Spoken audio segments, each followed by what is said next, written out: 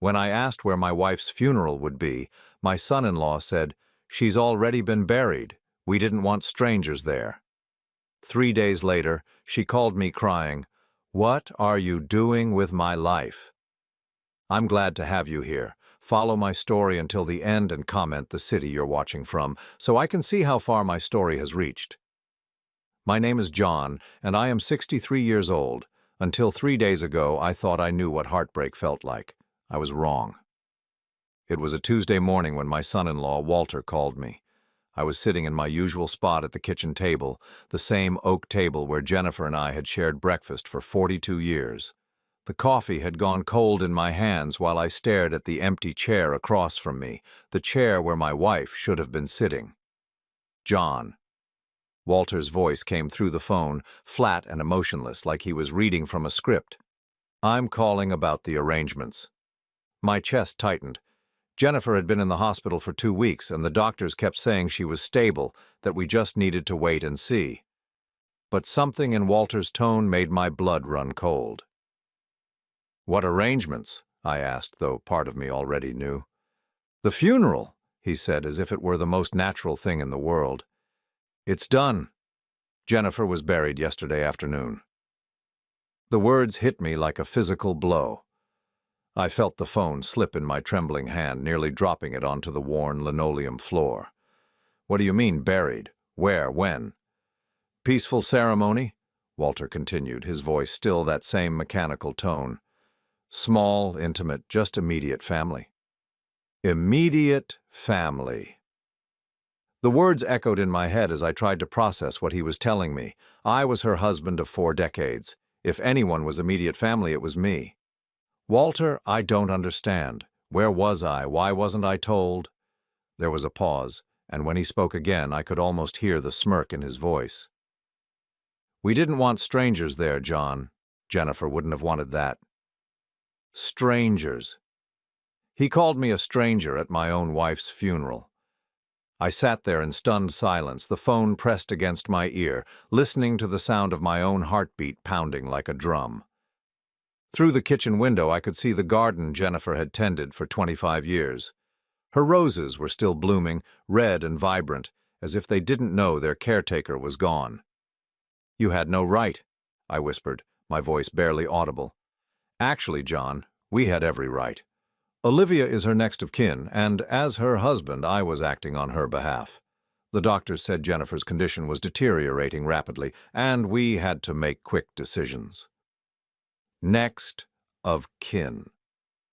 Our daughter Olivia was 35 years old, married to this man for 8 years, and apparently she had decided that her own father didn't deserve to say goodbye to her mother. "Where is she buried?" I asked, my voice stronger now, fueled by a growing anger that I could feel building in my chest. "Meadowbrook Cemetery, Section 12. Simple headstone, like she would have wanted." Like she would have wanted. How would Walter know what Jennifer would have wanted? In all the years they'd been married, I'd watched him treat my daughter well enough, but he barely spoke to Jennifer beyond polite pleasantries at family dinners. Yet here he was, acting like he knew her final wishes better than her own husband. "I'm going there now," I said, already standing up from the table, the chair scraping against the floor. "That's your choice, John, but don't expect any grand gestures. It's done. She's gone." The line went dead. I stood there in my kitchen, holding the silent phone, feeling like the world had shifted beneath my feet. Everything looked the same. The morning light streaming through the yellow curtains Jennifer had sewn herself, the ceramic rooster she'd bought at a garage sale 15 years ago sitting on the windowsill, the coffee maker still gurgling as it finished brewing the pot I'd started before Walter's call. But nothing was the same. Nothing would ever be the same again. I grabbed my keys from the hook by the back door and headed for my truck. The drive to Meadowbrook Cemetery took 23 minutes, and with every mile my confusion grew deeper. How had this happened? How had my own family excluded me from the most important moment of my life? Jennifer and I had talked about death, of course. When you've been married as long as we had when you're both past 60, it's not a conversation you can avoid forever. But in all those talks, sitting on the porch swing on summer evenings or lying in bed during sleepless nights, she had never once mentioned wanting a small ceremony. If anything, she'd always said she wanted a celebration, wanted people to remember the good times. The cemetery gates were open when I arrived, the black iron twisted into elaborate scrollwork that had probably been impressive 50 years ago, but now just looked tired. I drove slowly through the winding paths, past rows of granite headstones and aging monuments, looking for Section 12. When I found it, my heart sank. There, in a corner spot beneath a small oak tree, was a simple gray headstone with Jennifer's name etched into the stone. Jennifer Marie Harrison, beloved wife and mother. The dates showed she was 60 years old when she died, taken too soon from a world that still needed her gentle presence. I knelt down beside the grave, the grass still loose and dark where it had been recently disturbed. The earth smelled fresh and damp, mixed with the scent of the roses someone had left on the grave. Pink roses, Jennifer's favorites. But as I knelt there, something felt wrong. The grave looked new, too new. The headstone was pristine without a single mark of weathering. Even the fastest monument companies needed at least a week to engrave and install a headstone, especially something this elaborate. I ran my fingers over the carved letters of her name, and that's when I noticed something else. The dates were wrong, not the birth date. That was correct, March 15th, 1964. But the death date showed October 13th, yesterday, Monday. Walter had said she was buried yesterday, Tuesday, but the headstone said she died on Monday. I pulled out my phone and called the hospital where Jennifer had been staying. After being transferred 3 times, I finally reached her nurse, a kind woman named Sarah who had been taking care of my wife for the past week. "Mr. Harrison, I'm so sorry for your loss. How are you holding up?" "Sarah, can you tell me when exactly Jennifer passed away?" There was a pause. "Sir, Mrs. Harrison was transferred on Monday morning. I assume she was going home with family. Is everything all right?" "Transferred. Not deceased. Transferred." "Sarah, who authorized the transfer?" "Let me check the records. It says here that her daughter, Olivia Watson, signed the discharge papers. Medical transport picked her up around 10 a.m. Monday morning." I hung up without saying goodbye, my hands shaking as I stared at the headstone in front of me. Jennifer hadn't died. She had been transferred from the hospital by our daughter, and somehow Walter and Olivia had arranged for this grave, this ceremony, this elaborate lie. But why? I drove home in a daze, my mind racing through possibilities, each one more unsettling than the last. By the time I pulled into my driveway, the sun was setting, casting long shadows across the yard Jennifer had loved so much. The house felt enormous and empty as I walked through the front door, the silence pressing against me like a weight. I went to our bedroom and opened the closet where Jennifer kept her clothes. Everything was still there, her favorite blue dress, the sweater I'd bought her last Christmas, the worn jeans she gardened in. If she had really died, wouldn't someone have gone through her things? In her jewelry box on the dresser, I found her wedding ring, the simple gold band I'd placed on her finger 42 years ago. She never took it off, not even when she was in the hospital. But here it was, sitting in its velvet slot, like she had carefully placed it there before leaving. I picked up the ring, feeling its familiar weight in my palm, and that's when I saw the note tucked underneath the jewelry box. It was written in Jennifer's careful handwriting. "John, if you find this, I'm safe. Don't trust Walter. Something is very wrong. I love you. J." My legs gave out and I sank onto the edge of our bed, clutching the note and her wedding ring. Jennifer was alive. She was alive and she was in trouble, and somehow our daughter and son-in-law had convinced the world that she was dead. The phone rang, jarring me from my thoughts. I looked at the caller ID and didn't recognize the number, but something made me answer it anyway. "Hello?" The voice that came through the line was shaky, tearful, and unmistakably familiar. "John? Oh God, John, is that you?" It was Jennifer. Jennifer. My voice cracked as I spoke her name, the word barely escaping my throat. "Jennifer, is that really you?" The sobbing on the other end of the line was answer enough. After 42 years of marriage, I knew the sound of my wife's tears better than I knew my own heartbeat. But hearing her voice felt like witnessing a miracle and a nightmare at the same time. "John, thank God," she whispered, her voice hoarse and strained. I've been trying to reach you for 2 days, but they took my phone. I finally found an old cell phone in the kitchen drawer where they're keeping me. Where are you? Are you hurt? Jennifer, there's a grave with your name on it. Everyone thinks you're dead. I know. Her voice broke again. I saw the obituary online. John, what are they doing to our life? What are they telling people about me? I gripped the phone so tightly my knuckles turned white. Tell me where you are. I'm coming to get you right now. I don't know exactly. It's a house about an hour outside town near some woods. There are blue shutters and a red mailbox at the end of a long gravel driveway. John, I'm scared. They told me things about you, terrible things, and I didn't know what to believe. My blood ran cold. What kind of things? Jennifer's voice dropped to barely above a whisper. They said you've been having episodes, that you've become dangerous. They showed me medical papers saying you have early-stage dementia and that you've been making threats against me. That's impossible. I've never threatened you in my entire life. I know that now. But John, they had documents.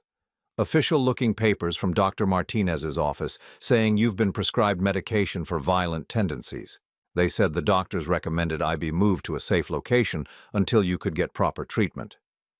Dr. Martinez had been our family physician for 15 years. The idea that he would write such documents without my knowledge was absurd, but I could understand how Jennifer might have been confused and frightened. They're lying, Jennifer, all of it. I haven't seen Dr. Martinez in 6 months, and that was just for my annual checkup. You know me better than anyone. Have I ever shown any signs of dementia? Have I ever raised a hand to you? Of course not. That's why this is so confusing. But Walter was very convincing. He said you'd been hiding it well, that people with early dementia can mask their symptoms. He had Olivia crying, saying she was terrified for my safety. Our daughter. Our own daughter had participated in this elaborate deception. I felt sick to my stomach thinking about it. Jennifer, I need you to listen to me very carefully. Whatever they told you is a lie. I am not sick, I am not dangerous, and I would never hurt you. They've been planning something, and I think it has to do with money. There was a long pause, and when Jennifer spoke again, her voice was steadier. The house. John, this house where they're keeping me. It's furnished, but it feels wrong. Like someone set it up quickly. And there are papers everywhere. Legal documents spread out on the dining room table. I saw our names on some of them. What kind of legal documents? I couldn't read them all, but I saw words like power of attorney and estate planning. There were bank statements, too, from accounts I've never seen before. My stomach dropped. Power of attorney would give them control over all our financial decisions. Combined with fake medical documentation claiming I was mentally incompetent, they could potentially take everything we'd worked for over 4 decades. Jennifer, how long have they been planning this? When did Olivia first approach you about my supposed condition? It started about 3 months ago. She began visiting more often, asking if you'd been acting strange, if you'd been forgetting things. I thought she was just being a concerned daughter. Then Walter started showing up, asking about our finances, saying they wanted to help us plan for retirement. 3 months. They had been working on this for 3 months, slowly building their case, gathering information, and positioning themselves to take control. The realization hit me like a physical blow. The hospital, I said, more to myself than to Jennifer. They arranged for you to be transferred from the hospital. How did they convince you to go with them? Walter came to my room Monday morning with discharge papers. He said you had signed them, that you wanted me to recover at a quiet place away from the stress of the hospital. He had a medical transport van waiting outside. John, I was still groggy from the medication, and when he showed me your supposed signature on the papers, I believed him. And Olivia. Where was she during all this? She was crying, saying she was so worried about both of us. She hugged me and promised everything would be okay, that they just needed to keep me safe until you got the help you needed. Jennifer's voice turned bitter. I trusted her. I trusted our daughter. I closed my eyes, feeling the weight of betrayal settling over me like a heavy blanket. This wasn't just about money. This was about our own child deciding that we were obstacles to be managed rather than parents to be loved and respected. Jennifer, I found your wedding ring in the jewelry box upstairs, along with a note you left me. You knew something was wrong. I started having doubts on Tuesday, the day after they brought me here. Walter's story kept changing. First he said you were getting outpatient treatment. Then he said you'd been hospitalized. And when I asked to call you, he said your doctors had recommended no contact until you were stable. Why didn't they just take your phone away completely? They did, eventually. But I had hidden that old flip phone in my purse, the one I used to keep in the car for emergencies. They didn't think to look for it. Her voice grew urgent. John, I overheard them talking this morning. They were discussing something about 48 hours. Walter kept saying they just needed to maintain the story for 48 more hours and then everything would be finalized. 48 hours from when? From the fake funeral? From when they first moved her? I tried to calculate the timeline, but my mind was racing too fast to focus on details. Jennifer, I'm going to find you. Can you see anything outside the windows that might help me locate the house? There's a red barn about half a mile down the road, and I can see a water tower in the distance with something written on it, but I can't make out the words from here. It wasn't much, but it was a start. I knew the area around town well enough to narrow down the possibilities. Listen to me, I said, trying to keep my voice calm and reassuring. I want you to hide that phone somewhere safe, but keep it with you. If you can, try to take pictures of any documents you see, especially anything with our names or signatures on them. I'm scared, John. What if they catch me? What if they realize I've been talking to you? They won't. You're stronger than they think you are. You survived 60 years on this earth, raised a daughter, and helped me build a life from nothing. You can handle whatever they throw at you for one more day. There was a sound in the background, voices getting closer. I have to go, Jennifer whispered urgently. They're coming back. John, I love you. Find me. I love you too. I'm coming for you, I promise. The line went dead. I sat there in our bedroom, surrounded by the life we'd built together, holding her wedding ring in one hand and the silent phone in the other. My wife was alive, but she was being held against her will by our own daughter and son-in-law as part of some elaborate scheme to steal our life savings. But they had made one crucial mistake. They had underestimated both of us. Jennifer was stronger and smarter than they realized, and I was far from the confused, helpless old man they apparently thought I was. I walked to my desk and pulled out a yellow legal pad, the same kind I'd used for 40 years in my job as a construction supervisor. At the top of the page, I wrote "Timeline" and began listing everything I could remember about the past 3 months. Every visit from Olivia, every conversation with Walter, every small detail that I had dismissed as normal family interaction. As I wrote, a pattern began to emerge. Walter's sudden interest in our finances. Olivia's questions about my health and memory. The way they had both encouraged Jennifer to add Olivia's name to certain bank accounts just as a safety precaution. They hadn't just planned to fake Jennifer's death. They had been systematically positioning themselves to take control of everything we owned. The fake funeral was just the final step in a much larger conspiracy. By the time I finished writing, it was past midnight, and I had filled 6 pages with details and connections I hadn't seen before. Tomorrow, I would start making calls. I would find that red barn and water tower, and I would bring my wife home. But first, I was going to find out exactly how deep this conspiracy went and who else was involved, because something told me that Walter and Olivia hadn't orchestrated this alone. As I lay in bed that night, staring at the ceiling and clutching Jennifer's wedding ring, I made a promise to myself and to her. By the time this was over, they would regret the day they decided to tear apart our family for money. They thought they were dealing with a confused old man. They were about to discover just how wrong they were. I woke up at dawn with Jennifer's wedding ring still clutched in my palm, the metal warm from my grip. Sleep had come in fragments, interrupted by nightmares of empty graves and my daughter's tears that I now knew were manufactured. But the morning brought clarity, and with it, a cold determination that surprised me with its intensity. My first call was to Dr. Martinez's office. The receptionist, Maria, had known me for over a decade, and her voice was warm with genuine concern when she heard about Jennifer's supposed death. Mr. Harrison, I am so sorry for your loss. Dr. Martinez wanted to call you personally, but we weren't sure if you were receiving visitors yet. Maria, I need to ask you something very important. In the past 6 months, has Dr. Martinez written any reports about my mental health? Any documentation about dementia or violent behavior? There was a pause. Mr. Harrison, you know I can't discuss medical records over the phone, but no, definitely not. Your last visit was in April for your annual physical, and your cognitive screening was completely normal. Dr. Martinez actually noted in your file how sharp and alert you seemed for someone your age. The relief I felt was quickly overshadowed by anger. Walter and Olivia had forged medical documents using our family doctor's name.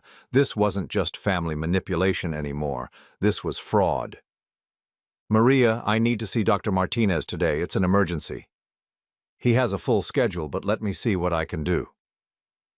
20 minutes later, I was sitting in Dr. Martinez's office, watching him examine copies of the documents Walter had shown Jennifer. His face grew darker with each page he turned. "John, these are completely fabricated," he said, setting the papers down with disgust. "The letterhead is wrong, the signature is forged, and the medical terminology is all incorrect. Whoever created these didn't even bother to research proper diagnostic procedures. Can you give me a written statement saying these are fraudulent?" "Absolutely. In fact, I'm going to report this to the medical board and the police. Using a physician's credentials to create false medical documents is a serious crime." Dr. Martinez handed me an official letter on his practice letterhead, clearly stating that I had never been diagnosed with dementia or violent tendencies, and that the documents in question were completely fraudulent. It was the first piece of evidence in what I suspected would become a much larger collection. My next stop was First National Bank, where Jennifer and I had done our banking for 35 years. Tom Bradley, the branch manager, had handled our mortgage and helped us with financial planning over the years. When I walked into his office, his face immediately fell. "John, I was so shocked to hear about Jennifer. Please accept my deepest condolences." "Tom, Jennifer isn't dead. She's being held somewhere against her will by my daughter and son-in-law. I need you to help me understand what they've been doing with our accounts." Tom's expression shifted from sympathy to confusion to concern. "John, are you feeling all right? Because Walter and Olivia were here just last week with death certificates and power of attorney documents." "They had death certificates? Already?" "Well, yes. Olivia was crying, saying they needed to access certain accounts to pay for funeral expenses and settle debts. She had all the proper paperwork." My hands clenched into fists. "Tom, I need you to print out every transaction on all our accounts for the past 6 months, and I need to see exactly what paperwork they presented to you." Tom hesitated. "John, I'm going to need some form of identification and verification." I handed him Dr. Martinez's letter. "Read this first, then call Dr. Martinez if you need confirmation. What they showed you was fraudulent." It took Tom 30 minutes to pull all the records, and with each page that came out of the printer, the scope of Walter and Olivia's betrayal became clearer. They had been systematically draining our accounts for months. "Look at this," Tom said, pointing to a series of transactions from August. $55,000 transferred to an account under Olivia's name. The memo says medical expenses for John Harrison. I stared at the number. $55,000. That was more than half of our emergency savings account, money we had carefully saved over decades for exactly this kind of situation, a real medical emergency, not a manufactured one. "Here's another one," Tom continued, his voice growing more concerned. $38,000 to Harrison Family Trust. But John, you don't have a family trust registered with us. The Harrison Family Trust, a completely fabricated entity that Walter had probably set up to funnel our money into accounts he controlled. I felt sick thinking about how long they must have been planning this. "Tom, what about our property accounts, the lakeside cabin and the rental property downtown?" Tom's fingers flew across his keyboard, and his face grew pale. "John, according to our records, both properties were sold 3 weeks ago. The proceeds, $128,000, were deposited into the Harrison family trust account. I felt like I had been punched in the stomach. The lakeside cabin had been in my family for 3 generations. My grandfather had built it with his own hands in 1942, and Jennifer and I had spent our honeymoon there. The rental property downtown had been our retirement plan, providing steady income that would have supported us comfortably in our later years. How is that possible? I never signed anything. Tom pulled up digital copies of the sale documents on his computer screen. There was my signature, bold and confident, on papers authorizing the sale of both properties. Except I had never seen those papers before in my life. "Tom, that's not my signature." He leaned closer to the screen, then pulled out a signature card from my file for comparison. Even to my untrained eye, the differences were obvious. The forged signature was close, but the N in Harrison was wrong and the overall slant was too steep. "You're right," Tom said quietly. "John, I think you need to call the police." But first I had one more stop to make. I drove to the courthouse downtown where property records were kept. If Walter and Olivia had forged documents to sell our properties, there would be a paper trail, and I wanted to see exactly what they had filed. The clerk at the property records office was an elderly woman named Ruth who had worked there for 40 years. When I explained what I was looking for, she disappeared into the back room and returned with a thick file folder. "Here are the sale records for both properties," she said, spreading the documents across the counter. "Though I have to say, Mr. Harrison, these sales happened awfully fast. Usually there's more paperwork, more time for inspections and negotiations." I studied the documents carefully. The sale prices were well below market value. The cabin had sold for $45,000 when it was easily worth $75,000, and the downtown property had gone for $83,000 when similar properties were selling for over $100,000. "Ruth, who handled these sales? What real estate company?" She pointed to a stamp at the bottom of each document. "Prestige Property Solutions. It's a relatively new company, been in business maybe 2 years." I had never heard of Prestige Property Solutions, but something about the name nagged at me. I thanked Ruth and headed home, my mind spinning with questions and a growing sense of urgency. Back at the house, I spread all the documents across our dining room table. Dr. Martinez's letter, the bank records, the property sale documents, and the timeline I had written the night before.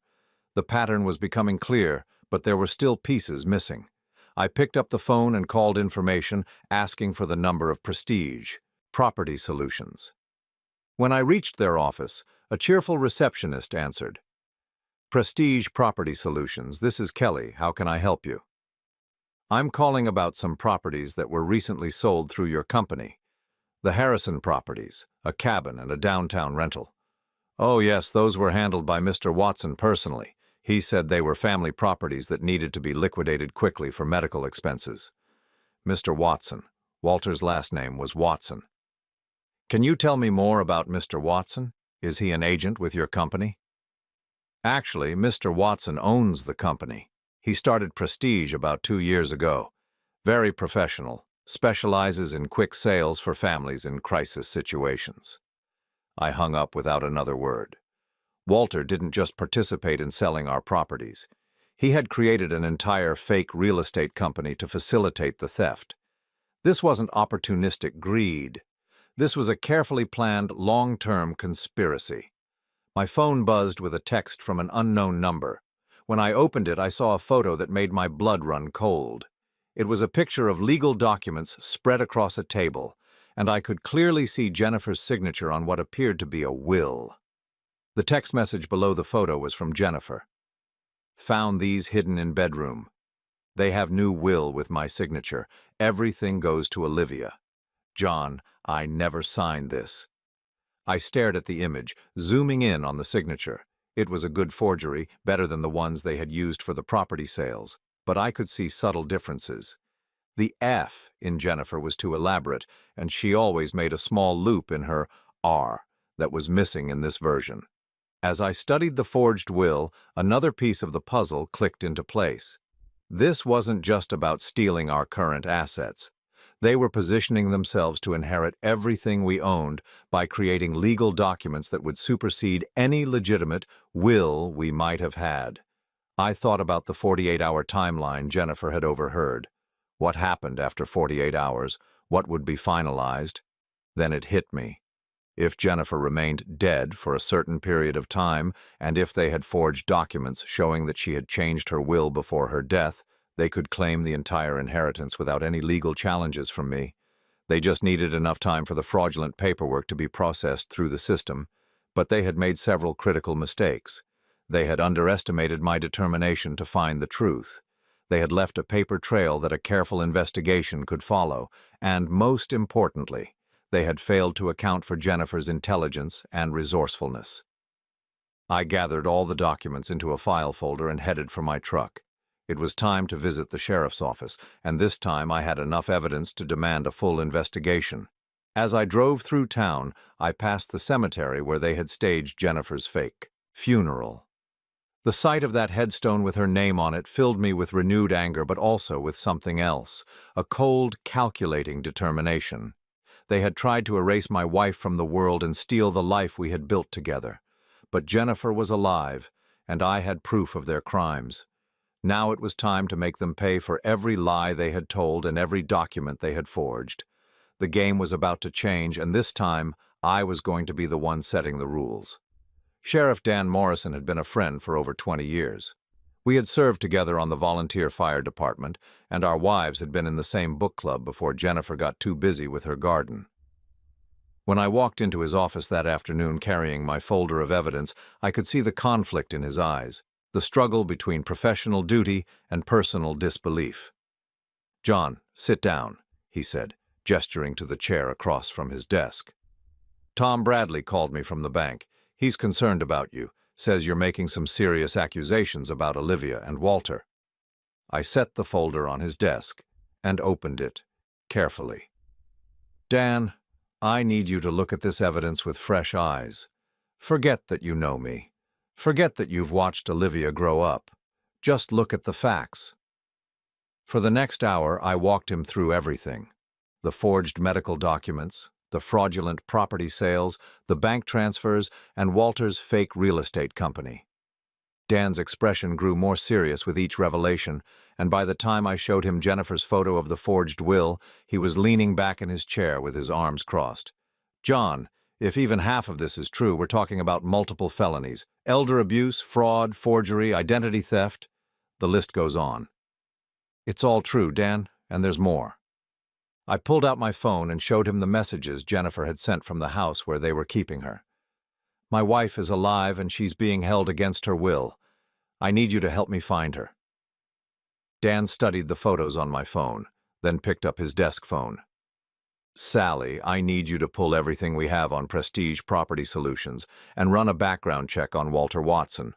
Also, call Dr. Martinez and ask him to come in with those fraudulent medical documents." He hung up and looked at me directly. "John, I'm going to be straight with you. This is the kind of case that destroys families permanently. If we move forward with this investigation, there's no going back. Are you prepared for that?" I thought about Jennifer, alone and frightened in some remote house, believing that her own family had turned against her. I thought about 42 years of marriage, of building a life together through good times and bad, of the promise I had made to love and protect her until death do us part.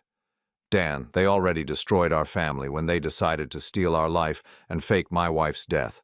I'm just trying to save what's left of it.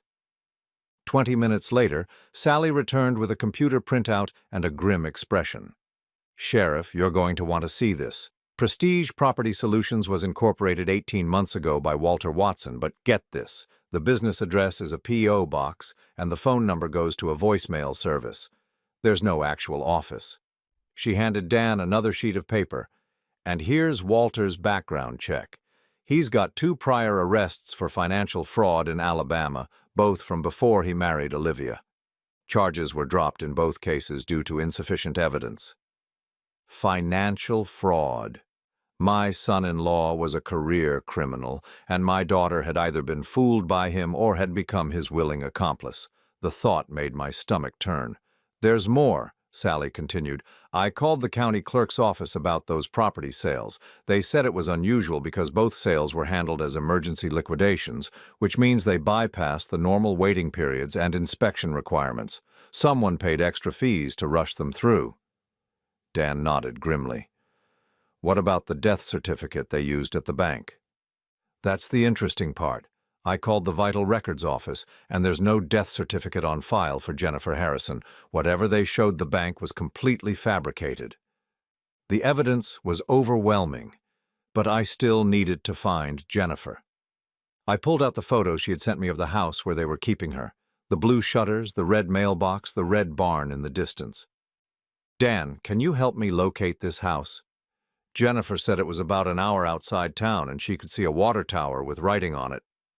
Dan studied the photos on my phone, then called in one of his deputies, a young man named Rick who had grown up in the area. "Rick, take a look at these photos. Do you recognize this location?" Rick squinted at the screen, then his face lit up. "That looks like the old Morrison place." "No relation to you, Sheriff. It's about 45 minutes out on County Road 12. Been empty for years, but I heard someone was renting it recently." "Who owns the property now?" "Let me check the county records." Rick disappeared and returned 10 minutes later with a property deed. "It's owned by something called Harrison Family Trust, purchased 6 months ago for $68,000. The Harrison Family Trust, again. Walter had been planning this for at least 6 months, long enough to buy a remote property where he could hide Jennifer while they executed their plan. Dan stood up and reached for his equipment belt. "John, I want you to stay here while we check out this property. If Jennifer is being held against her will, this becomes a hostage situation, and I can't have civilians involved." "Dan, she's my wife. I'm not sitting here while—" "You're not sitting here," he interrupted. "You're going to the district attorney's office to file formal charges. We need to move fast on this, because if Walter realizes we're investigating, he might panic and do something desperate." An hour later, I was sitting across from District Attorney Patricia Hernandez, a sharp woman in her 50s who listened intently as I recounted the entire story. She took notes constantly, occasionally asking for clarification or requesting to see specific documents. "Mr. Harrison, based on what you've shown me, I'm prepared to file charges for elder abuse, fraud, forgery, identity theft, and kidnapping. But I want to be clear about something. If your daughter was involved in planning this conspiracy, she will face the same charges as her husband." The reality of that statement hit me like a physical blow. My daughter, the little girl I had taught to ride a bike and helped with homework, could be facing years in prison. But then I thought about the forged signatures, the manipulated bank accounts, the elaborate deception that had torn our family apart. "Patricia, I understand. Justice has to be blind, even when it involves family." My phone buzzed with another message from Jennifer. This time it was a photo of Walter and another man I didn't recognize, both of them carrying boxes out of the house. The text read, "They're moving everything. Heard them say something about heading to the airport tonight. I think they're planning to run." I showed the message to Patricia, and her expression hardened. "They're destroying evidence and preparing to flee. This just became a time-critical situation." She picked up her phone and called Dan's direct line. "Sheriff, we need to move now. They're destroying evidence and may be planning to flee the jurisdiction." While Patricia coordinated with the sheriff's office, I stared at the photo Jennifer had sent. The man with Walter was tall and thin, wearing a baseball cap and sunglasses. Something about his posture seemed familiar, but I couldn't place where I might have seen him before. Then it hit me. I pulled out my phone and scrolled through my contacts until I found what I was looking for, a photo from Olivia's birthday party 2 years ago. There, in the background, was the same man talking to Walter near the buffet table. This wasn't a spur-of-the-moment crime. Walter had been planning this for years, possibly since before he even married my daughter. He had identified us as targets, researched our assets, and systematically positioned himself to steal everything we had worked for. But the most devastating realization was yet to come. As I sat in the district attorney's office, waiting for news from the raid on the house, I began to understand the full scope of what Walter and Olivia had done. They hadn't just stolen our money and property. They had stolen our identities, our relationships, and our trust in each other. They had turned daughter against mother, husband against wife, and family against family. They had weaponized love itself, using our deepest bonds against us. Patricia's phone rang, and she answered it immediately. "Sheriff, did you find her?" I could only hear Patricia's side of the conversation, but her expression told me everything I needed to know. "They got away? How long ago? And Mrs. Harrison?" "I see." "Yes, bring her here immediately." She hung up and turned to me with mixed news written across her face. "John, they found Jennifer. She's safe but shaken up. Walter and his accomplice fled about 30 minutes before the sheriff arrived, and they took most of the evidence with them. But Jennifer's okay. She's okay. Dan is bringing her here now, and then we'll take her to the hospital for a checkup. But John, there's something else you need to know." My heart clenched. "What is it?" "They found Olivia at the house, too. She wasn't with Walter when he fled. She was locked in a back bedroom crying and asking for you." The world seemed to tilt sideways. "Locked in? You mean she was a prisoner too?" "That's what it looks like. Sheriff Morrison said she was hysterical, claiming that Walter had threatened to hurt both you and Jennifer if she didn't cooperate with his plan. She said she never intended for things to go this far." I sat there in stunned silence, trying to process this new information. Had my daughter been a victim all along, manipulated and threatened into compliance? Or was this just another layer of deception? 20 minutes later, the door opened and Jennifer walked in, escorted by a female deputy. She looked exhausted and frightened, but when she saw me, she broke free from the deputy and ran into my arms. "John," she whispered against my chest, her whole body shaking. "I thought I was going crazy. I thought you really were sick, and I didn't know what to believe." I held her tightly, feeling the solid reality of her presence after 3 days of believing she was dead. "It's over now," I said, though I knew that wasn't entirely true. "You're safe." Behind Jennifer, I could see another figure in the doorway, Olivia, flanked by 2 deputies, her face streaked with tears and her clothes disheveled. When our eyes met, she mouthed a single word: "Daddy." The little girl who used to climb into my lap for bedtime stories was gone, replaced by a 35-year-old woman who had either betrayed us completely or been trapped in a web of manipulation and threats. As I held Jennifer and looked at our daughter, I realized that the hardest part of this ordeal was just beginning. We had found each other, but now we had to figure out if we could ever trust each other again. And somewhere out there, Walter was still free, with access to accounts containing hundreds of thousands of our dollars and nothing left to lose. The interview room at the sheriff's office felt like a courtroom where our family's fate would be decided. Jennifer sat beside me, her hand clasped tightly in mine, while across the table Olivia faced us with red-rimmed eyes and trembling hands. District Attorney Hernandez sat at the head of the table with a digital recorder between us, and Sheriff Morrison leaned against the wall with his arms crossed. "Olivia," Patricia began, her voice professional but not unkind, "we need you to tell us everything from the beginning. When did Walter first approach you about your parents' finances?" Our daughter took a shaky breath and wiped her eyes with a tissue. When she spoke, her voice was barely above a whisper. "It was about 2 years ago, right after his gambling debts started piling up." Gambling debts. Another piece of the puzzle fell into place. Walter hadn't just been greedy, he had been desperate. "How much did he owe?" Patricia asked. At first he said it was just $15,000, but it kept growing. Every time I thought we had it under control, he would confess to owing more money to different people. Olivia's voice cracked. By last spring, he owed over $80,000 to some very dangerous people. I felt Jennifer's hand tighten in mine. $80,000 was more than our annual income before retirement. No wonder Walter had been so interested in our finances. "Tell us about the first time he mentioned your parents' money," Sheriff Morrison said from his position by the wall. Olivia looked directly at me for the first time since entering the room. "Daddy, he said you and Mom had way more money than you needed, that you were just sitting on it while younger people struggled to get by. At first, it sounded almost reasonable, like maybe you could help us with a loan. But we would have helped you if you had just asked, Jennifer said, her voice filled with pain. You know that, don't you? I know that now, Mom. But Walter, he has a way of making things sound logical even when they're not. He said you would never agree to loan us that much money, that you'd lecture us about responsibility and make us feel guilty. That hurt because it was partially true.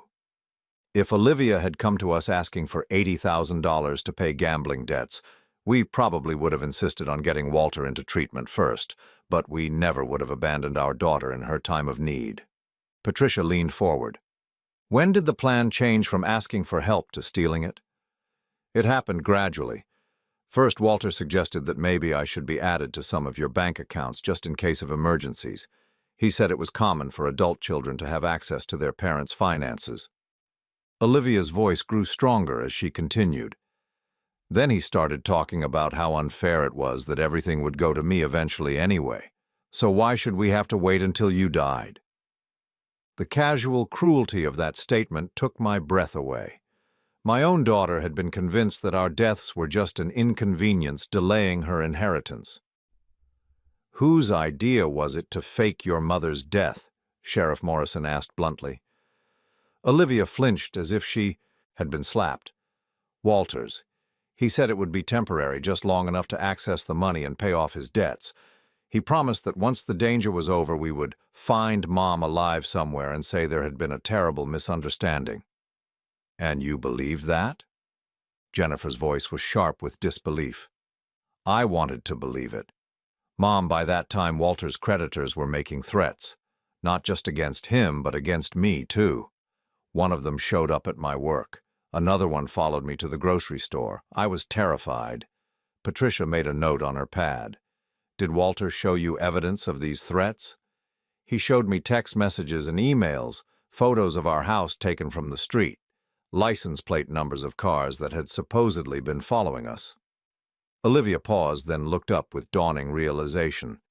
I never thought to verify any of it. What if some of those threats were fake, too?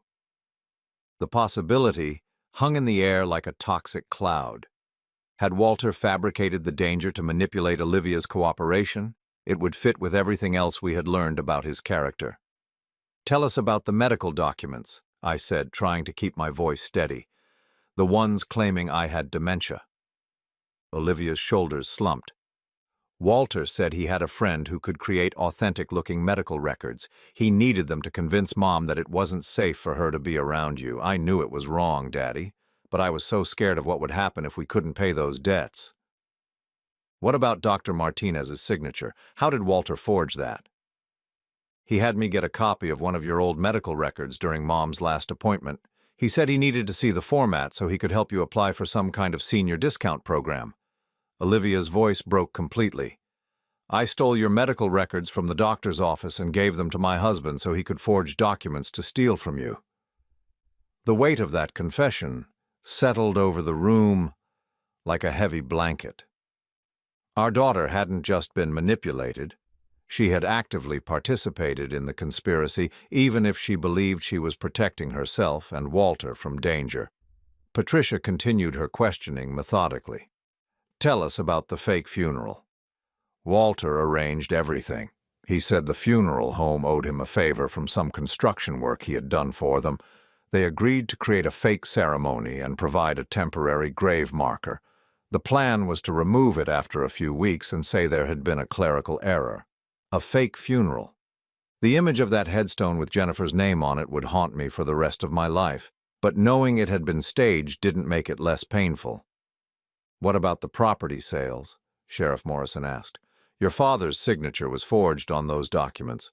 Walter said he could handle that part without involving me directly. I knew the properties were being sold, but I didn't ask for details because I didn't want to know how he was doing it.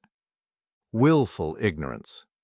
Our daughter had chosen not to know the details of how we were being robbed because knowing would have made her complicity impossible to deny. Olivia, I said, my voice heavy with sadness, at what point did you realize this had gone too far? She looked at me with tears streaming down her face. When I saw the forged will, Daddy. Walter had created documents that would have given us everything immediately, not just enough to pay his debts. That's when I understood that he never intended to stop with just solving the gambling problem. "What do you mean?" Patricia asked. "The will he forged didn't just leave everything to me. It specifically excluded you, Daddy. It said that Mom had decided you were mentally incompetent and couldn't be trusted with the inheritance." Olivia's voice was barely audible now. That's when I realized Walter wasn't trying to save our marriage or protect us from creditors. He was trying to steal everything you had worked for your entire lives. The room fell silent as we processed this revelation. Walter's plan had been far more comprehensive and malicious than we had initially understood. He hadn't just wanted to steal our current assets. He had wanted to ensure that I would be left with nothing even after Jennifer's fake death was revealed. "Is that when you tried to stop him?" Jennifer asked. Olivia nodded. "I told him we had to call it off, that we had to tell you the truth and figure out another way to handle the debt situation. That's when he—" She trailed off, touching her wrist gingerly. "That's when he what?" Sheriff Morrison's voice was sharp. "That's when he grabbed my wrist and twisted it until I screamed. He said it was too late to back out, that we were all in too deep. He said if I tried to warn you, he would tell his creditors that Daddy had the money they were owed, and they would come after you instead of us." Another manipulation, another layer of threats designed to ensure Olivia's continued cooperation. But this time, the threat had been physical violence against our daughter herself. "Is that why he locked you in the bedroom at the safe house?" Patricia asked. "When the police surrounded the house, Walter panicked. He said I had become a liability, that I knew too much and couldn't be trusted. He handcuffed me to the bedframe and said he would come back for me once he had figured out how to salvage the situation." "But he didn't come back?" I observed. "No. His accomplice, a man named Terry, who was supposed to help us disappear, told Walter that the police had too much evidence. Terry said their only option was to take whatever money they could access and run to Mexico immediately. So Walter had abandoned our daughter when his plan fell apart, leaving her to face the consequences alone. In a twisted way, that gave me some satisfaction. It proved that Walter had never truly loved Olivia. She had just been another tool in his scheme. "Olivia," Patricia said gently, "we need to know about the money. How much did Walter steal and how much can be recovered?" Olivia reached into her purse and pulled out a folded piece of paper. "I kept track of everything because I was so scared of what we were doing. The total amount Walter took was $237,000. Most of it went to pay his gambling debts, but he kept about $60,000 in cash for the escape plan." $237,000. Nearly everything we had saved over 4 decades of marriage, gone to pay for Walter's reckless gambling and fund his elaborate deception. "Is any of it recoverable?" I asked. Patricia consulted her notes. "The bank transfers can be traced and potentially reversed, but the cash payments to creditors are probably gone forever. We might be able to recover 40 to 50% of the total, but it will take time and legal action. Half of our life savings, maybe, if we were lucky." It was better than nothing, but it meant our retirement plans were destroyed, our financial security was gone, and our family was shattered. "There's something else," Olivia said quietly. "Walter told me that if his plan worked, he was going to leave me too. Terry had a girlfriend in Mexico, and Walter was planning to disappear with her once he had access to all the money. He was going to abandon me just like he abandoned me today." The final betrayal. Walter had manipulated our daughter, destroyed our family, and stolen our life savings, all while planning to abandon Olivia as soon as he no longer needed her. I looked at my daughter, really looked at her, for the first time since this nightmare had begun. She was 35 years old, but in that moment she seemed like the scared little girl who used to come to me when she had bad dreams. She had made terrible choices, but she had also been the victim of a master manipulator who had exploited her love and fear for his own selfish purposes.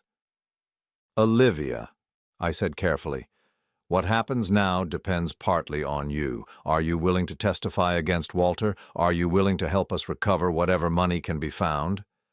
She nodded immediately. "Yes, Daddy. I'll do whatever it takes to try to make this right." I know I can never undo what I've done, but I want to help catch Walter and get back as much as possible of what he stole from you." Patricia closed her notebook. "Olivia, you're going to be charged with conspiracy and fraud, but given your cooperation and the evidence that you were also a victim of Walter's manipulation, we'll recommend reduced charges and community service, rather than prison time." It wasn't the ending I had hoped for, but it was more justice than I had expected. Our daughter would face consequences for her actions, but she wouldn't spend years in prison for being manipulated by a career criminal. As we prepared to leave the interview room, Olivia reached out and touched my arm hesitantly. "Daddy, do you think you and Mom will ever be able to forgive me?"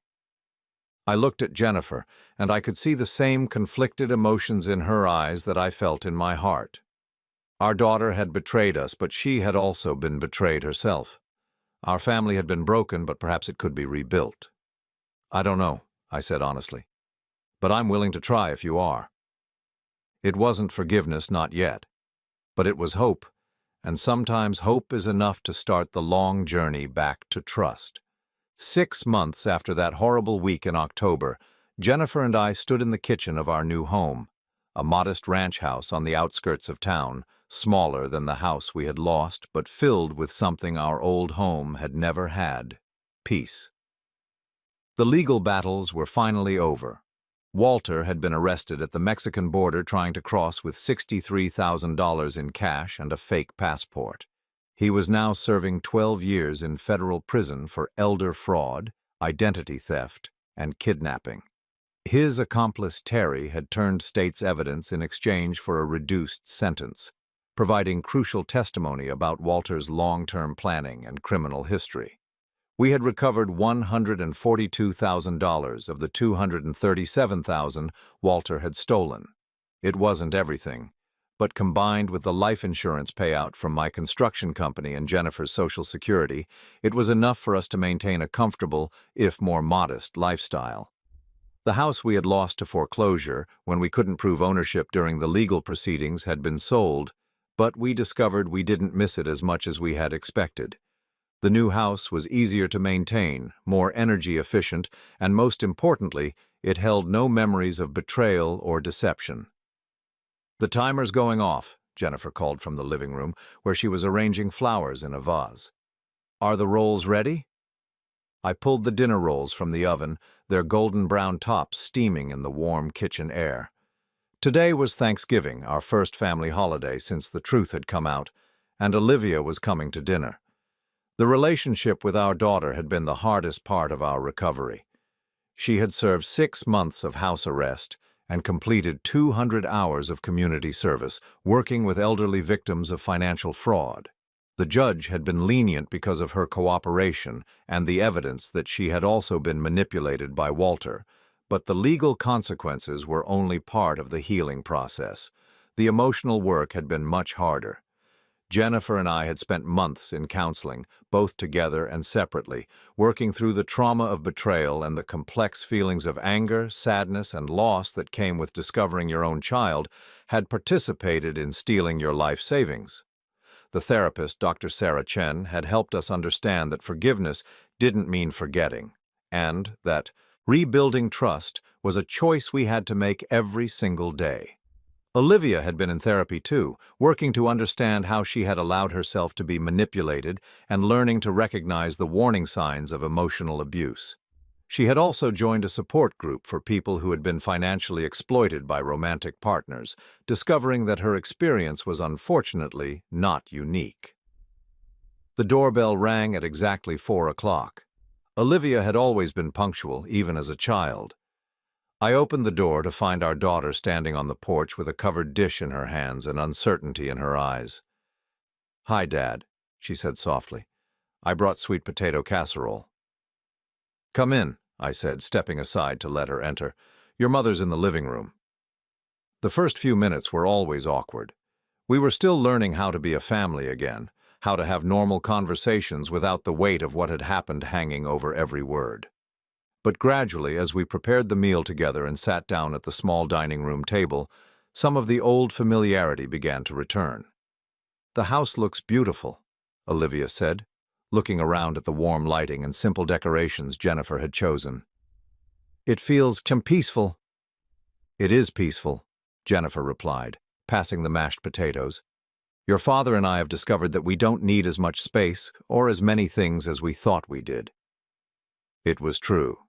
The smaller house had forced us to declutter our possessions, keeping only the items that truly mattered to us. In the process, we had rediscovered things that had been buried in storage for years. Photo albums from our early marriage, letters we had written to each other during my deployment overseas, small mementos from trips we had taken together. "How is the job search going?" I asked Olivia. She had been unemployed since her arrest, struggling to find work with a criminal record and the public knowledge of her involvement in the fraud case. "Actually, I have some good news," she said, a small smile crossing her face. "The Victim Services Organization, where I did my community service, offered me a part-time position. It doesn't pay much, but it's meaningful work, and they said my experience gives me credibility with other victims of financial fraud." Jennifer set down her fork. "You're going to work with elderly people who have been scammed?" "Partly that, but also people of all ages who have been financially abused by romantic partners or family members. I'll be helping them navigate the legal system and connect with resources for recovery." Olivia's voice grew stronger as she spoke. "Dr. Chen thinks it could be really healing for me to help other people who have been through similar experiences." It was fitting, in a way. Our daughter's darkest moment had become the foundation for her opportunity to help others avoid the same trap she had fallen into. There was a circularity to it that felt almost like justice. As we ate dinner, we carefully avoided talking about Walter or the specific details of what had happened. Instead, we shared stories about our new routines, Jennifer's volunteer work at the local animal shelter, my part-time job helping other retirees with home maintenance projects, and Olivia's slow process of rebuilding her life. "I've been thinking about something," Olivia said as we cleared the dishes. "Dr. Chen suggested that it might help if I wrote you both a letter explaining everything I was thinking and feeling during those months when Walter was planning the fraud. Not to make excuses, but to help you understand why I made the choices I made." Jennifer and I exchanged glances. We had talked about this possibility in our own therapy sessions. Dr. Chen had mentioned that many families found it helpful when the offending party was able to articulate their thought process, as long as it was done without trying to shift blame or minimize responsibility. "Would that help you?" I asked carefully. "I think it would. There are things I want you to know about how Walter manipulated the situation, but also things I need to take responsibility for.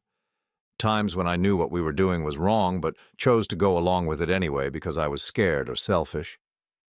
Jennifer reached across the table and touched Olivia's hand briefly. "We're open to reading it when you're ready to write it." After dinner, we sat in the living room drinking coffee and watching the sun set through the large picture window that faced west. The silence between us was comfortable now, not strained or filled with unspoken accusations. We were learning to be together again without constantly referencing the trauma that had brought us to this point. "Dad," Olivia said suddenly, "can I ask you something?" I nodded. "Do you think you'll ever be able to trust me completely again? I mean, really trust me, not just say you do because we're family?" It was the question I had been dreading and expecting in equal measure. The honest answer was complicated, and I wasn't sure Olivia was ready to hear it. "I don't know," I said finally. "Trust isn't just a decision you make once. It's something you build through consistent actions over time. Right now, I trust that you're genuinely sorry for what happened and that you're working to make better choices, but complete trust, that's going to take longer." "I understand," she said quietly. "I just wanted you to know that I'm committed to earning it back, however long it takes." Jennifer leaned forward in her chair. "Olivia, there's something your father and I want to tell you. We've been working on our will and estate planning with a lawyer, and we want you to know that you're still our beneficiary." Olivia's eyes widened. "Mom, you don't have to." "Let me finish. You're still our daughter, and we still love you. What Walter did doesn't change that. But there are going to be safeguards in place. The money will be held in a trust with an independent administrator, and it will be released to you gradually over time, with conditions attached about financial counseling and staying out of legal trouble. It was a compromise we had reached after months of discussion and advice from our lawyer and therapist. We wanted Olivia to know that she was still part of our family and our future, but we also needed to protect ourselves and ensure that our money would be used responsibly. "I think that's fair," Olivia said, tears gathering in her eyes. "More than fair, considering what I did to you." As the evening wound down and Olivia prepared to leave, she turned to us at the door with one final confession. "I want you both to know something. Even when I was helping Walter with his plan, even when I was lying to you and stealing from you, I never stopped loving you. I know that probably doesn't mean much now, but it's true. I just got so scared and confused that I forgot what love actually looks like." Jennifer hugged her tightly. "Love sometimes means making hard choices and facing uncomfortable truths. We're all still learning how to do that." After Olivia left, Jennifer and I sat on our small front porch, wrapped in blankets and watching the stars emerge in the clear November sky. The air was crisp and clean, carrying the scent of wood smoke from a neighbor's fireplace. "Do you think we made the right choice?" Jennifer asked, referring to our decision to maintain a relationship with Olivia despite everything that had happened. "I think we made the only choice we could live with," I replied. "She's our daughter. That doesn't excuse what she did, but it doesn't stop being true either." Jennifer nodded, settling more comfortably against my shoulder. "I keep thinking about something Dr. Chen said. That forgiveness isn't about forgetting or pretending something didn't happen. It's about choosing not to let the hurt define your future." We had both changed over the past 6 months. The trauma of betrayal and financial loss had aged us in some ways, but it had also strengthened our relationship with each other. We had learned that we could survive losing almost everything material as long as we still had each other. The money Walter had stolen represented 40 years of hard work, careful saving, and sacrificed pleasures. But sitting there on our porch, I realized that what he had really tried to steal was more valuable than money. Our trust in each other, our sense of security, our faith in family. He had failed. Yes, our retirement would be more modest than we had planned. Yes, we would have to be more careful with money and more cautious about trust, but we were still together, still healthy and still capable of finding joy in simple pleasures. "John," Jennifer said softly, "do you regret fighting back? Do you ever wish you had just let them get away with it to avoid all the pain and complications?" I considered the question seriously. There had been moments during the legal proceedings when I had wondered if pursuing justice was worth the emotional cost. Seeing Olivia handcuffed and led away to serve her sentence had been one of the hardest experiences of my life. But then I thought about all the other families who might become victims if people like Walter were allowed to operate without consequences. I thought about the elderly people Olivia was now working with, who had been devastated by financial fraud because no one had been willing to stand up to their abusers. "No," I said finally. "I don't regret it. What Walter did was evil, and letting him get away with it would have made us complicit in whatever he did to his next victims. The truth was, we had won something more valuable than money by fighting back. We had reclaimed our dignity, our sense of agency, and our faith in the possibility of justice. We had refused to be victims." As we prepared for bed that night, I found Jennifer standing in front of the bathroom mirror, brushing her teeth with the simple gold wedding band back on her finger where it belonged. The sight of it there, after everything we had been through, filled me with a deep sense of contentment. "No regrets?" I asked, echoing her earlier question. She smiled at me in the mirror. "None. We're broke, traumatized, and estranged from our only child, but somehow I'm happier than I've been in years." "How is that possible?" "Because we know who we really are now and we know what really matters. Everything else is just details." She was right. We had lost money, property, and the illusion of family harmony. But we had gained something more precious. The knowledge that our love for each other could survive any test, and that we were stronger together than anything the world could throw at us. As I turned off the lights and settled into bed beside my wife, I thought about the future. There would be more challenges, more decisions to make about our relationship with Olivia, more adjustments to our reduced circumstances.